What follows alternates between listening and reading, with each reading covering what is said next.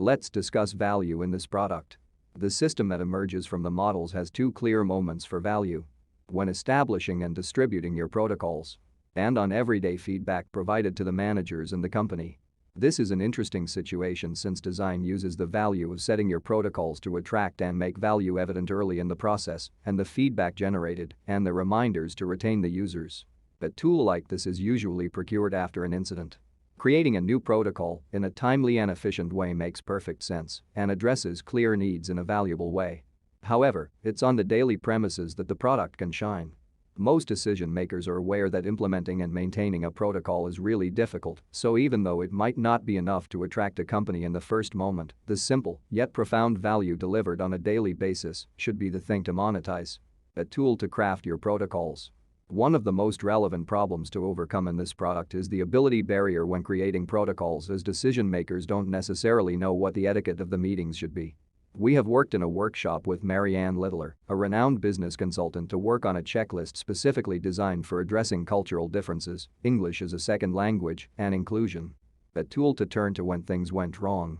In order to effectively provide feedback to managers and decision makers, such as the CEO and COO, it is crucial for the software to track and log events.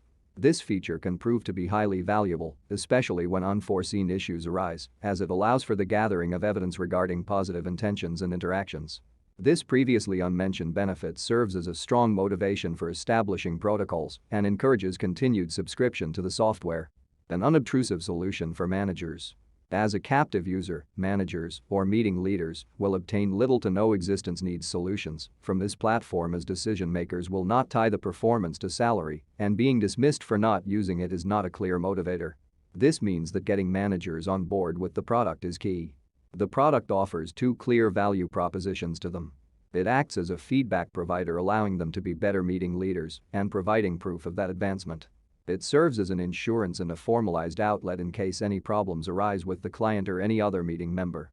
But this value is not necessarily evident for them when they first interact with the product. The promise of this value needs to be stated, but it requires usage and factors outside their control, like the behavior of the client, for the value to be achieved. Meanwhile, the software needs to keep on usage. The design of the solution needs to be unobtrusive, needs to be a set up once and use solution. For example, the software could be aware of new clients because of calendar events and join the meetings to help explain or remind about the etiquette. Solving the ability problem for the managers. Regular reports that showcase value.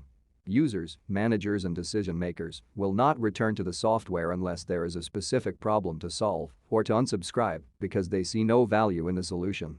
This means that the platform needs to showcase value using other sources.